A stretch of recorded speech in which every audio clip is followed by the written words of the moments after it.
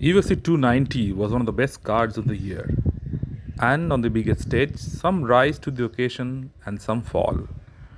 Dricus Du Plessis certainly rose to the occasion and made his presence felt as he dismantled former champion Robert Whittaker and emerged as a new middleweight title contender.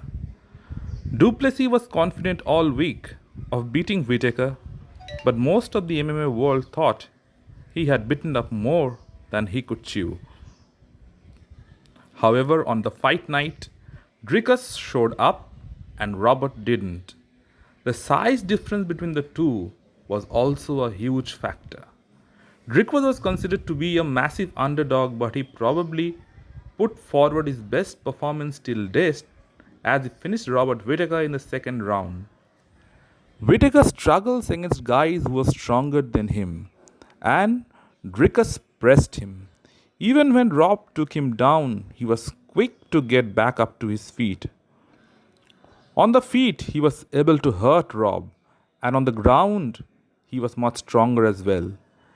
The punch that sat Whittaker down was similar to the one that Israel Adesanya used in the second fight with Rob. Dricus, however, was able to finish Robert.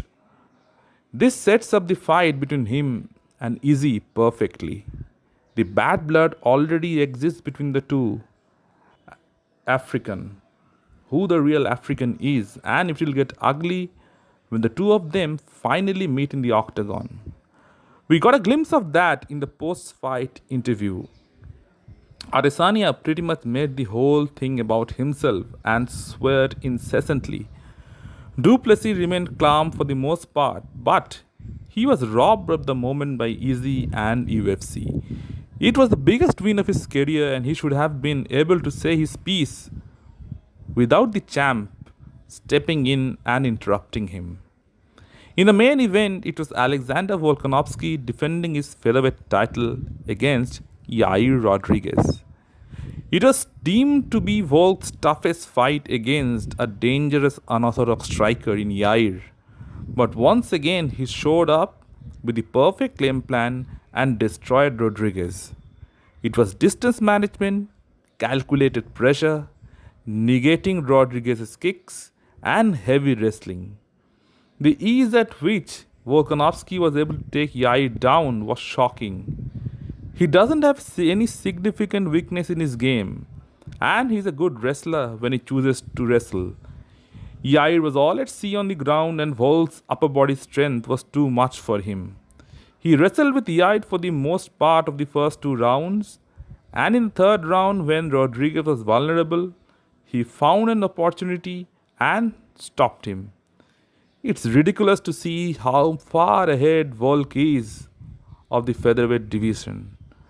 To beat him, you have to be a dominant wrestler with a good stand-up. Islam Makhachev showed how good of a wrestler you have to be to win against Volkanovski. Even Islam wasn't able to keep Volk down.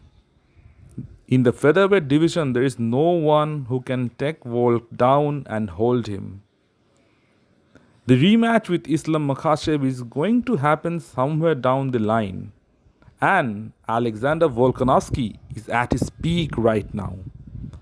And what is scary is that he even gets better in the rematches. So if further